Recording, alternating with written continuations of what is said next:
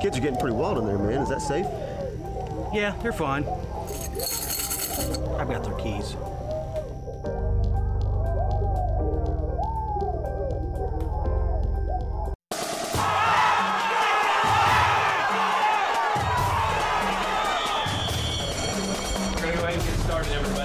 Start off where we left off yesterday, talking about the Americans before the Keys.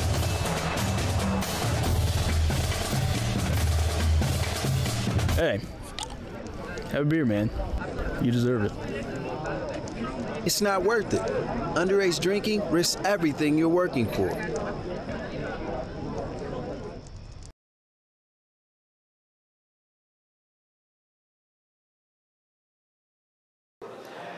All right. Good morning, everyone. How's everyone doing? Good. Well, welcome to the Safe Streets and Freedom Now Coalition meeting. We are very excited to have you here today. And how about that Taco Wednesday bar we've got going on? Isn't that great? Thanks to G's Catering for this. Great job, George. Appreciate it. And we also really thank the Topeka Credit Union Foundation for their support and funding this year, which has helped us be able to do some of those things for you guys to better help you as we plan moving forward. But welcome to everyone today. We have a great format in store for you. My name is Christy Pankratz, and I'm the Director of Safe Streets. We have a representative from the Attorney General's office that'll be speaking later on, and we'll also hear some updates from our law enforcement partners. But first, just welcome to everyone who is new. I see a few new faces. If you have a chance, please see us afterwards, and we'll make sure you get connected in the right way. First off, one of the things we like to do is recognize all the good that's going on in our community. And we do that through what's called the Champion of Character Award. I'd like to invite Cindy Patton to come up to present this award. Thank you. Do we have our character counselors? Are there any character council members here? I don't see any. Okay. So I'd like to invite Maggie Pinnock to come up.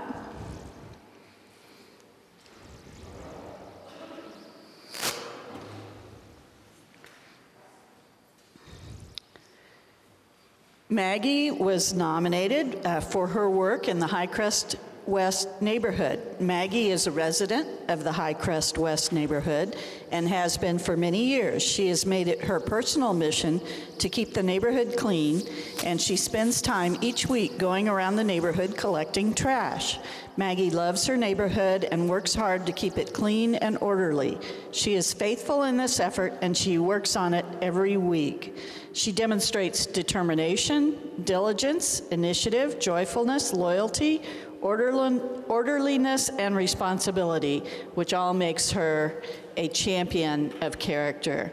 So I'm going to award you this plaque. It says, Kansas Character Recognition Council of Topeka, Shawnee County recognizes Maggie Pinnock as the strength of our nation is dependent upon the health and safety of its communities.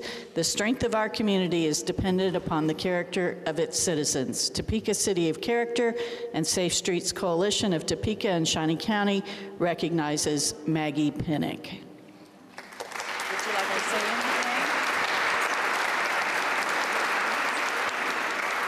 Yes. Yes, I enjoy doing what I do because when I had an empty nest, I thought, what am I going to do? And because computer, I don't have one. One of the phones that's more than a flip phone, I don't have that. And I thought, what am I going to do? I said, I love working outside, so this is what brought me to doing all that I do. Okay, great. Thank you. Congratulations. And if you would like to make a nomination, either for our Champion of Character or for our kids' Keys to Character, please contact Safe Streets. We'd love to have your nominations.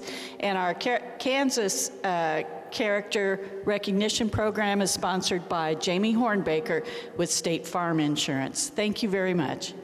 Thank you so much. All right. Thank you all very much. Now for a little bit of housekeeping. We sent out the minutes from last month's meeting, and do I hear a motion to approve those minutes? Do I hear a second? Thank you very much. Real quick, quick update from Safe Streets and what we have going on.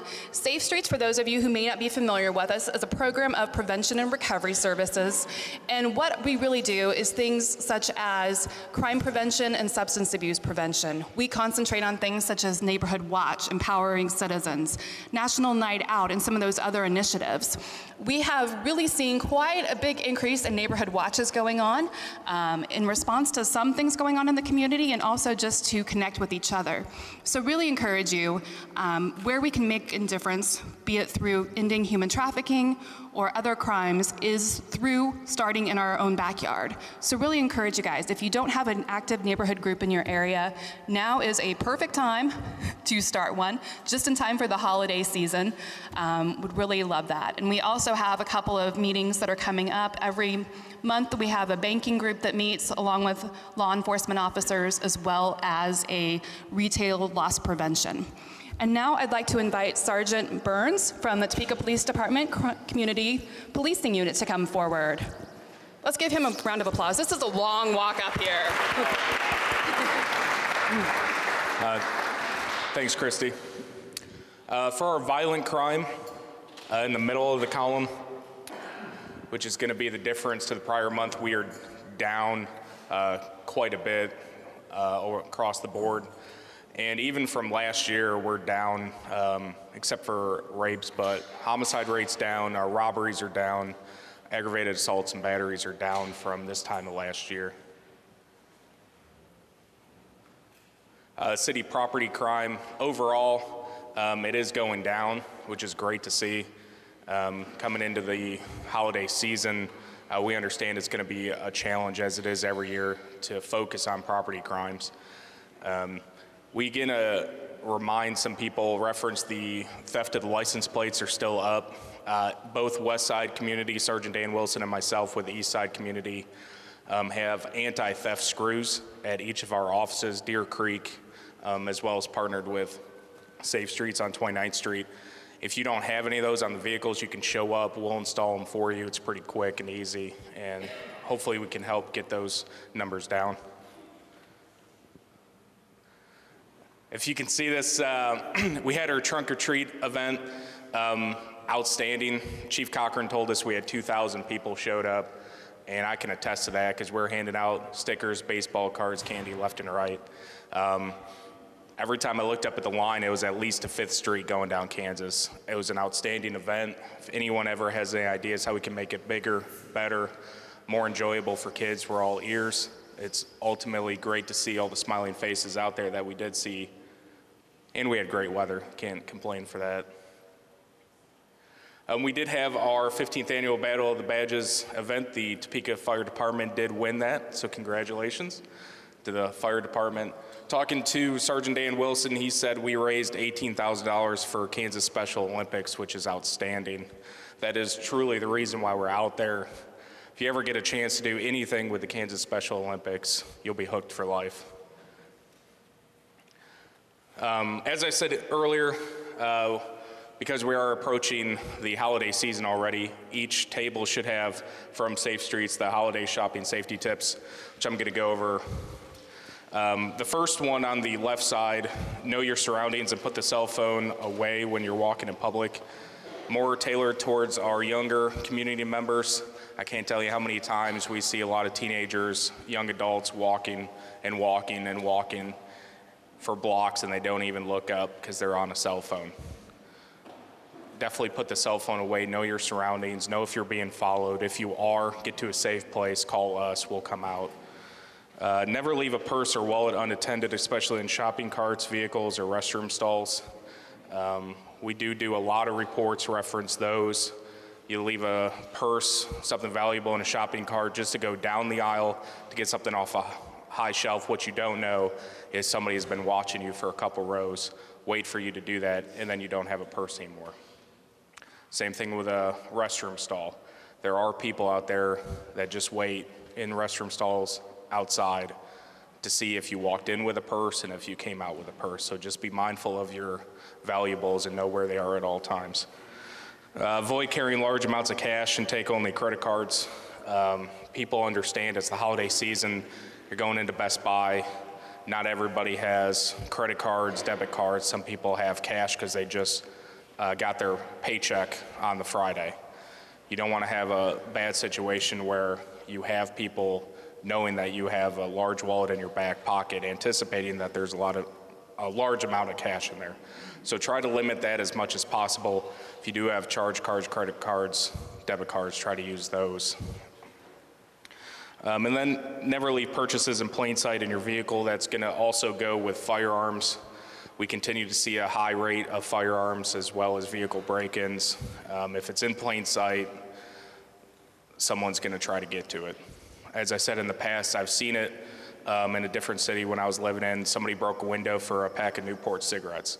Somebody's willing to break your window for a pack of cigarettes, they're going to want to get your holiday shopping items. And then on the right side is for the online shopping. Request a signature confirmation on delivery, ask neighbors to watch for deliveries, and agree to secure each other's packages, deliver to the workplace if it's allowed, track packages online, and sign up for text notifications of delivery.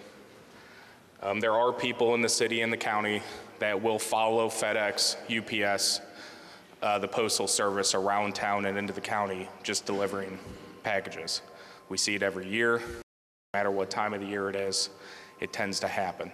So if you have a mudroom or a vestibule area in your house, that could be an option. If you have an option to be able to put it into a locked place or a garage from a side door or a back door, you can leave those comments and request that from UPS, FedEx. And just be smart about it. Just don't trust that because you purchase something, it's going to get there. Just be mindful of things, and if it's even a day late, I would recommend start calling to figure out what happened.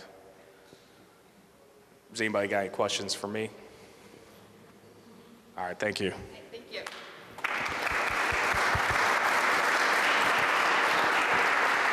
All right, and now from the Shawnee County Sheriff's Office, we have Captain Caleb Acree.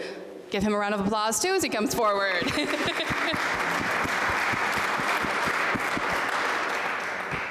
Thank you, Christy. Like you said, my name is Caleb Acree. I'm a captain for the Sheriff's Office. I'm here today. Sheriff Jones couldn't make it. So current ongoings with the Sheriff's Office, we're still seeing a lot of burglaries to motor vehicles, starting to see some to the residents.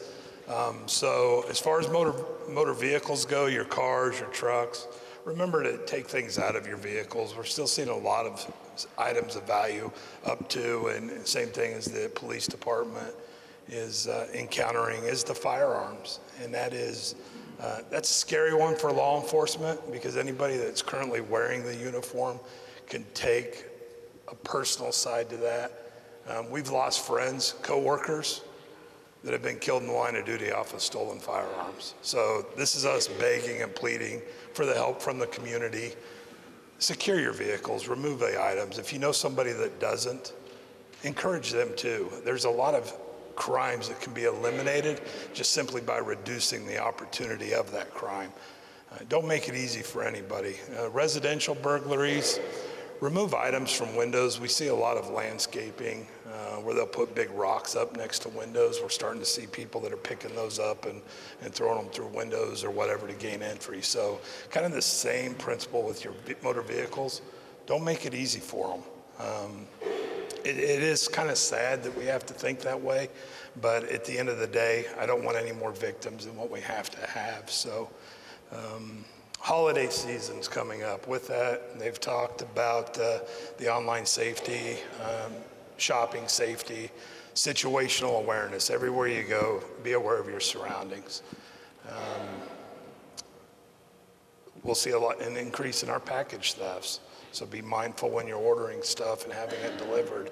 Try to make arrangements with a neighbor to maybe pick it up or at least mitigate some of the risks that go along with that. So other than that, it's pretty much business as usual, which is good and bad in both.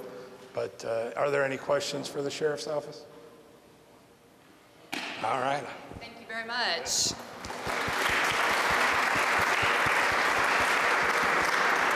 All right, thank you, gentlemen, very much. And if you get a chance to this holiday season, be sure to thank our law enforcement friends and partners and first responders for all the work that they are doing tirelessly.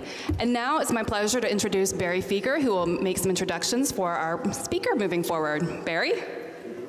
Thank you, Christy. Thank you all for coming today. Sorry about daylight savings time and not being able to see the screen, so we're going to blame it on that. You know, what we've been doing here is phenomenal. But in order to do it well, we need to really know what we're doing, and we need to hear from experts to be able to do that. Our speaker today is Dorothy Stuckey Haley. She came to the State Attorney General's office in 2007, and in 2009, she introduced this issue that is affecting not only our community, but the state, the nation, and the world on human trafficking to then Attorney General Steve Six.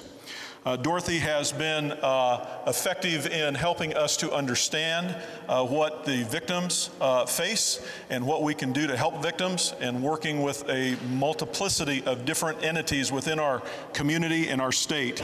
As Director of Victim Services Division for the Attorney General's Office, State Attorney General's Office, and also the Victims' Right Coordinator for the state regarding human trafficking issues and others. We're going to hear from Dorothy today, and there will be some time for some question and answers, but please welcome our state expert on this issue, Dorothy Stuckey Haley.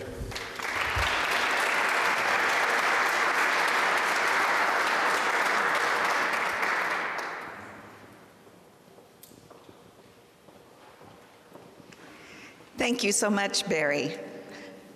I'm so pleased to be here. And it's interesting, I just walked up here and left my purse unattended. So Terry's got my back, though.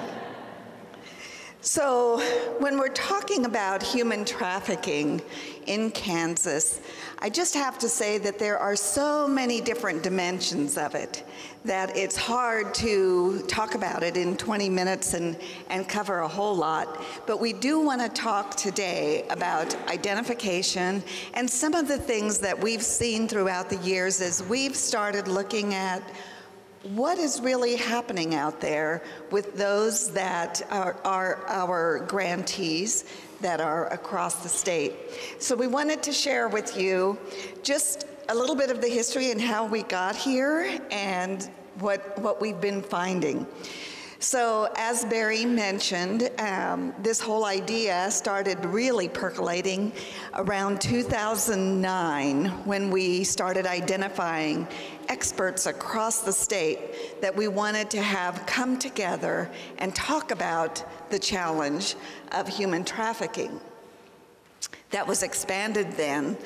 We started, I believe, with 27 different members. They had their first meeting in 2010, and then it was expanded in 2012 when Attorney General Derek Schmidt came on board and really pursued it even more.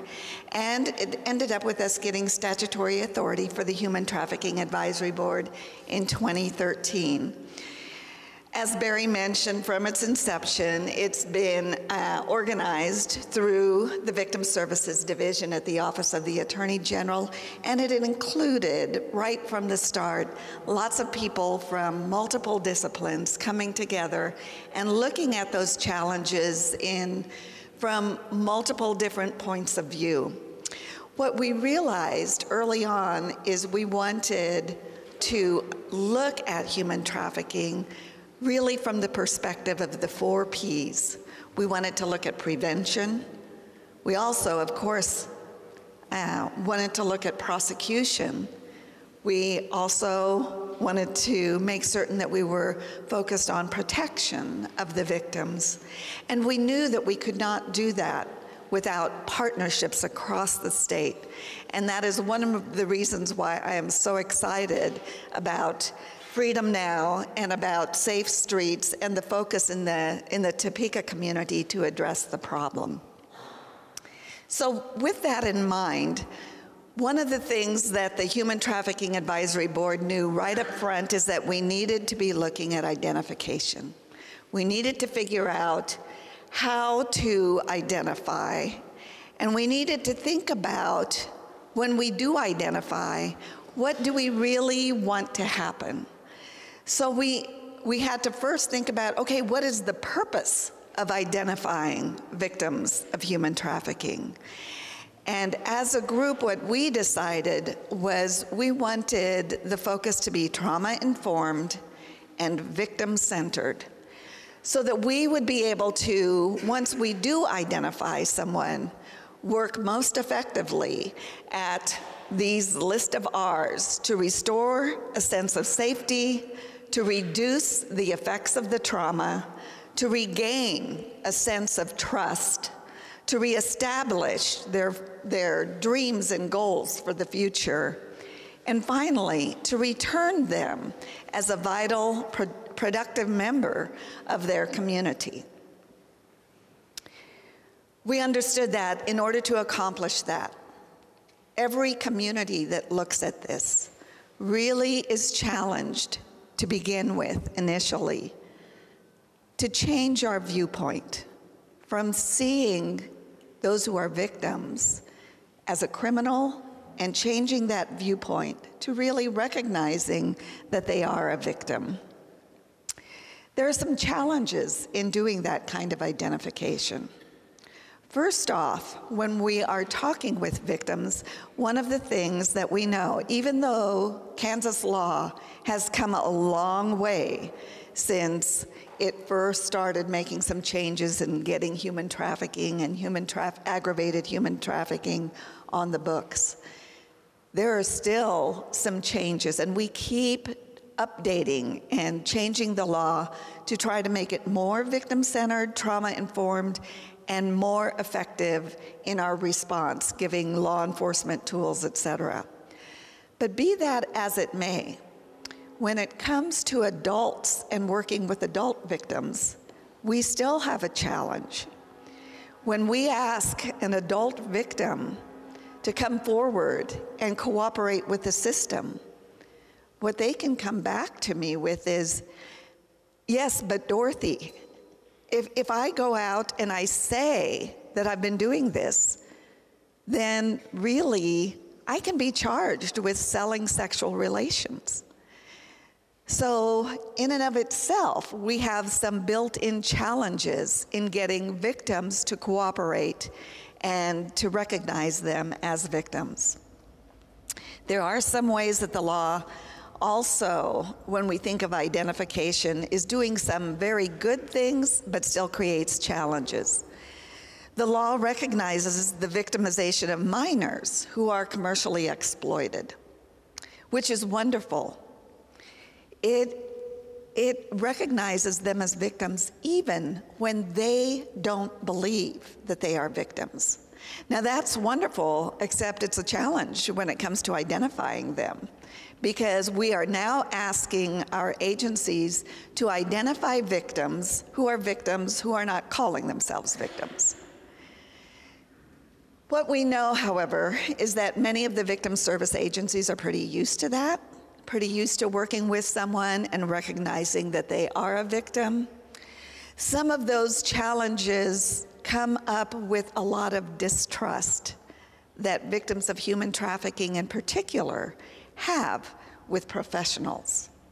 They might have had prior experiences where they are very reluctant to trust social service providers, to trust victim advocates, to trust law enforcement. They have been programmed in many ways to give lies and false stories, and they can do that very effectively because their survival often depends on it. So we have to understand that that is not something we should take personally. They are doing that for their survival. Traffickers often set them up as criminals. So I was just talking to a human trafficking victim last week who shared how when her trafficker and her were in a vehicle, he saw the red lights, and what does he do? He makes certain that she takes all the drugs and that she claims that those drugs are hers. And that's just one example. In so many ways, the victims are struggling with being claimed to be the criminal and not being able to say, no, it's not me, because their life depends on it. We also have challenges of untrustworthy interpreters sometimes, with the trafficker wanting to fulfill that role. And the other challenge in identifying them that we cannot forget about is that for many cases, we may only have one real chance to connect with them and to help them. So that takes all of us. If we expect someone else to do that, there might not be that opportunity for them. So this is just absolutely almost impossible for me to see, but maybe that's because my cataracts. But what this picture is of one four-leaf clover. And I am proud to say that I found that one four-leaf clover. And the four-leaf clover has played a role in our understanding of human trafficking victims for some time. I found that, and I have to admit, though, I found that four-leaf clover only after my son told me, "Mom, go look over there." And so by him directing me to the right clover patch, I was able to find one. While I was finding that one, he found all of these, and he came back to me and said, "Mom, look," opens up his hand, and he's got, I don't know, 20-some. And I said, those aren't all four-leaf clovers. Well, it's not a very good picture of them, even if you could see the picture. But I can tell you, I looked at every one of them, and they were four-leaf clovers. Now, why are we talking about four-leaf clovers in the midst of a conversation about human trafficking? Well, one of the things about four-leaf clovers is we find that there are some people who are amazing at finding four-leaf clovers. Barry was sharing with me that there is a woman who sends him four-leaf clovers every year that she finds. She's an expert at finding them. My guess is that she's very much like Max. She knows where to go. She knows what to look for. She knows what time of year to look for them. By the way, I tried to get him to go find me some the other day, and he kind of rolled his eyes and said, "Mom, this time of year, not hardly." So, but they know those things, and they find them. When it comes to human trafficking victims, we're challenged to do the same. If we don't know what we're looking for, we will not find them. I used to run a domestic violence shelter down in southeast Kansas. I'm going to have some competition here. And in that time, over a 10-year time frame, I found, I believe, 5 victims that came into our offices who I knew were, at that time, I would have said, forced into prostitution by their partner. They were sex trafficking victims. What I'm embarrassed to tell you is that that number, probably that number passed through our office every month or two, but I wasn't finding them. Because at that time, in the 80s and 90s, I did not know what I was looking for. You know, I kind of wanted to test this, so I am just curious. At your table, at every table here, there is a paper four-leaf clover. Has anybody found it yet? Yay, we have the first person who found theirs. You are welcome to go find Jenny and get your reward. Now, there's one at every table, so I would encourage you all to quickly get up and find your four-leaf clover at your table and go get your reward.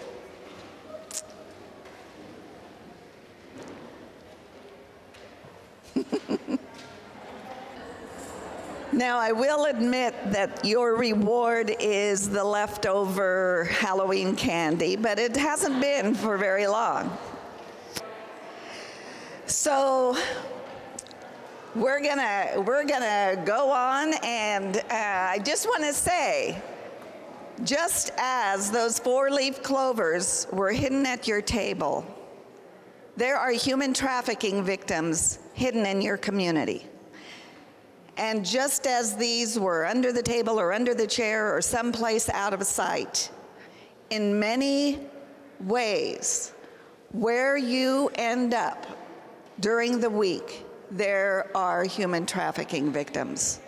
The question isn't whether they're there. The question is whether or not we notice them. So we have put some signs for you to consider when you're thinking, is this person possibly a victim of human trafficking? And we have those these lists on each of the tables. I can tell you it's not only me that was finding it difficult to recognize the signs and know about human trafficking. In 2009 and 2010, we asked victim service agencies across the state, all of our grantees, whether or not they were working with human trafficking victims. In 2009, 2 different agencies told us that they had worked with a human trafficking victim. One of those was in Kansas City, and one of those was in Wichita.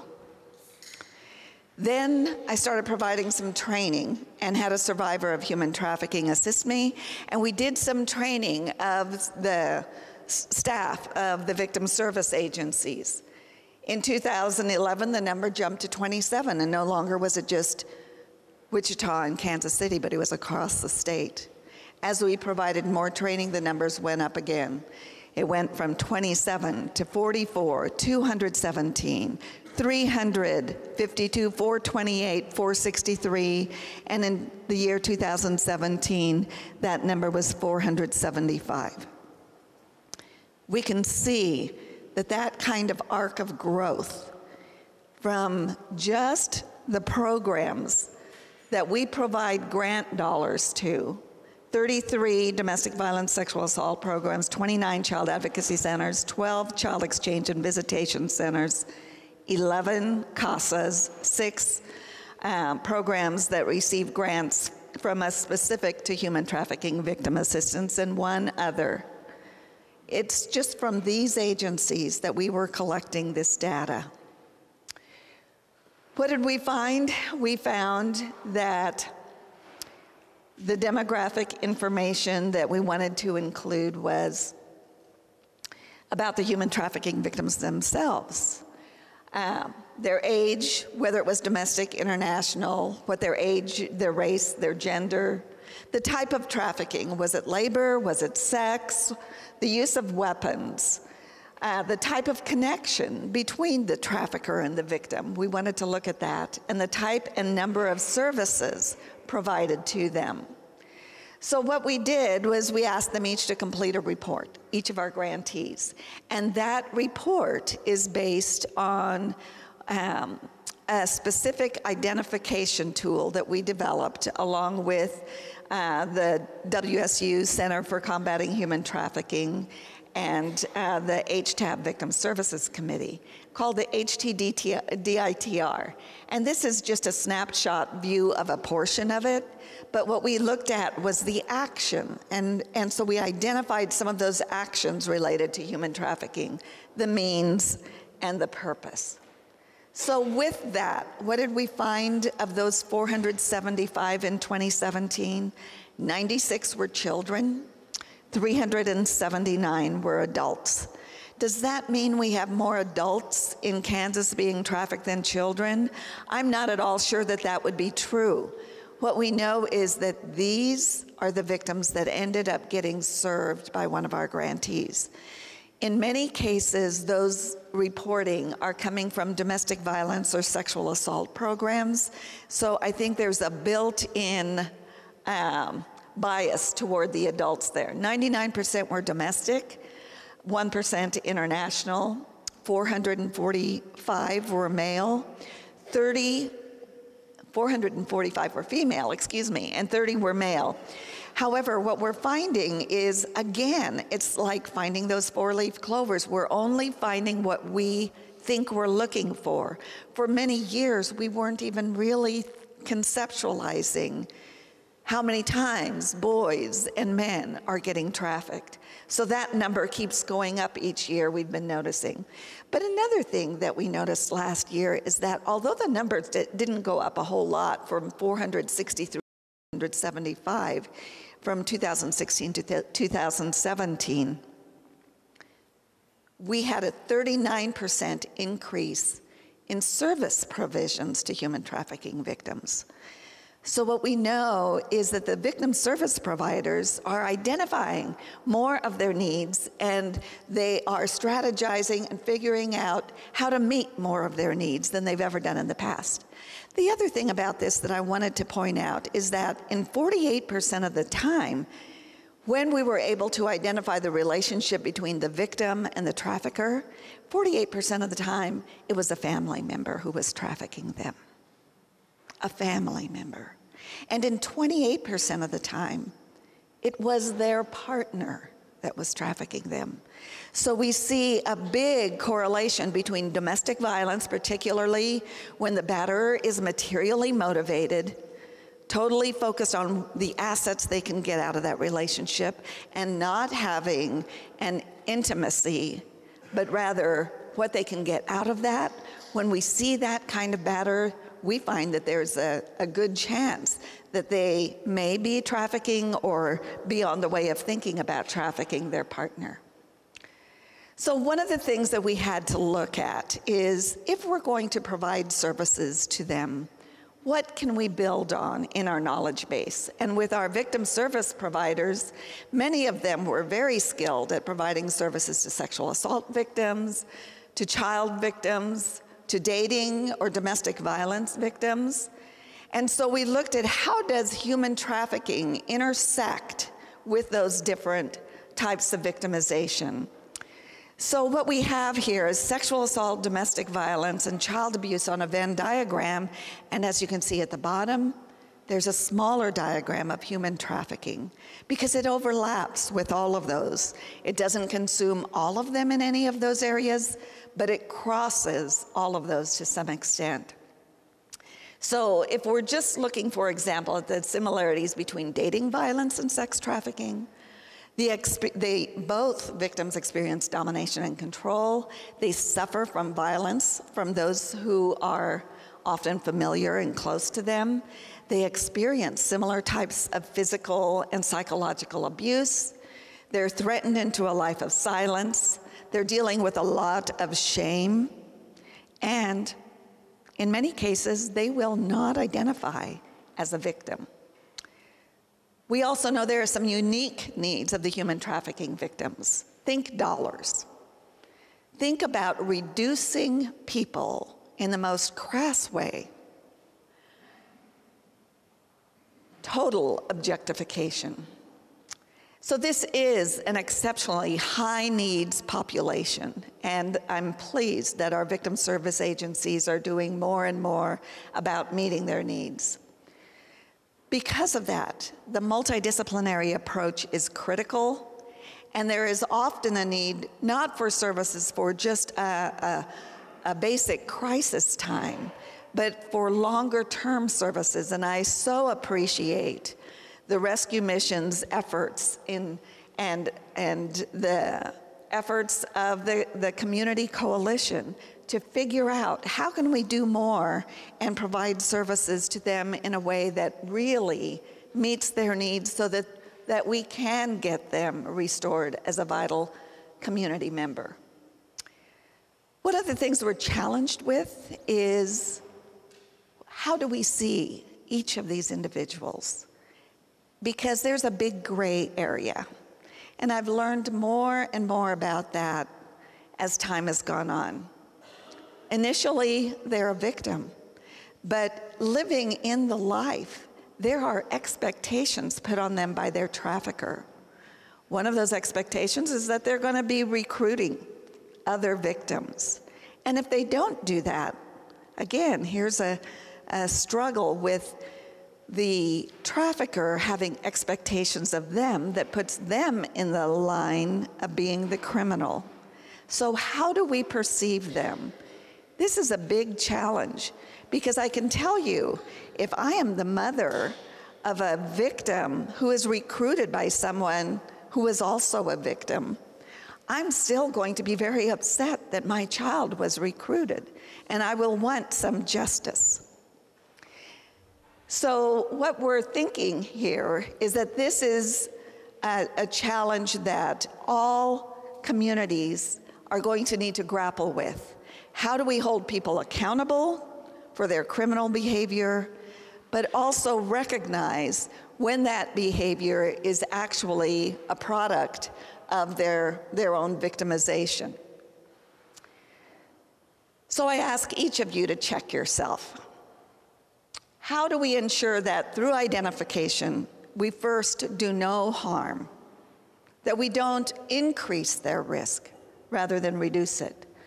What bias might one have that will need to be addressed in order to be effective in really stopping human trafficking? We also know that this is a very difficult thing in that safety and confidentiality are critical. Without safety and confidentiality, anyone who is trying to help them, in addition to the victim, can be in danger. Finally, what we have to recognize is that buying sex is not a victimless crime. It just isn't. There is a big cost to the community. There is definitely a big cost to the victims. So one of the things that the Attorney General most recently has been working on is the Demand an End campaign. On each of your tables is a sheet that you are welcome to read and sign off on, or go to the website and go ahead and sign. We want agencies, we want individuals, we want Kansas as a whole to recognize that there is an outpouring of people against sex buying. So with that, I just want to close and say that as you go about your days, I hope you think about how four-leaf clovers are hidden in your life. And are you open to finding them? And if you are, how are you going to access services for them? I think the Freedom Now campaign here is first and foremost in getting the community involved. And what we need to know is that there are resources right here in the community. The Center for Safety and Empowerment from the YWCA provides direct services, as does Rescue Mission and other agencies. So please reach out to agencies that do those direct services. Please do not hesitate to contact the Office of the Attorney General if you have any questions. And thank you so much, Barry.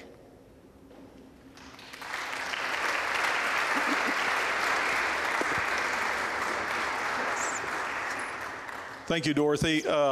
This was really good.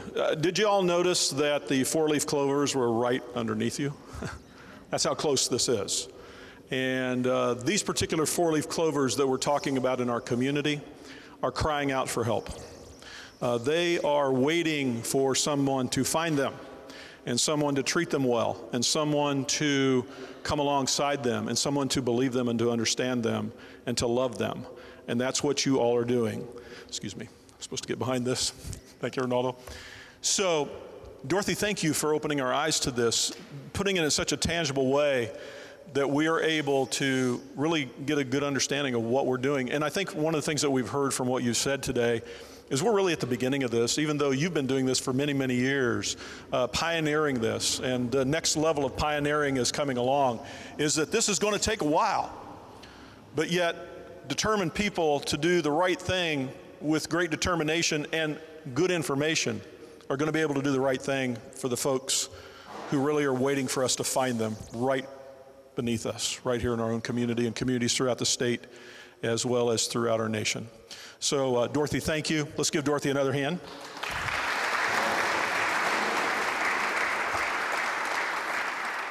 Okay, please do sign the Demand an End petition there. That's going to say a lot about Kansas and what we're doing in conjunction with other communities throughout our country.